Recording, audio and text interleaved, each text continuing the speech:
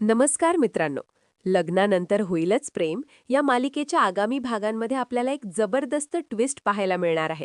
मालिकेत आता असं घडणार आहे की वसू आत्याने काव्याला 16 डिसेंबरबद्दल जे काही सांगितलं होतं ते काव्याला आता पूर्णपणे आठवते.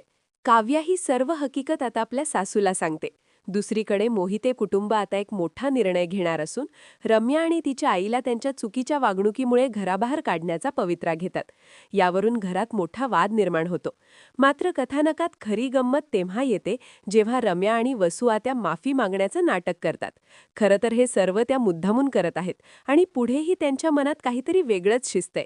त्यांचं हे रडगाणं ऐकून कुटुंब पुन्हा एकदा भावनिक होतं आणि एकत्र येतं. मित्रांनो, मालिकेमध्ये पुढे खूप मोठे फेरबदल आणि रंजक वळणं पाहायला मिळतील. तर तुम्हाला काय वाटतं, पुढे काय होऊ शकतं? कमेंट करून नक्की सांगा.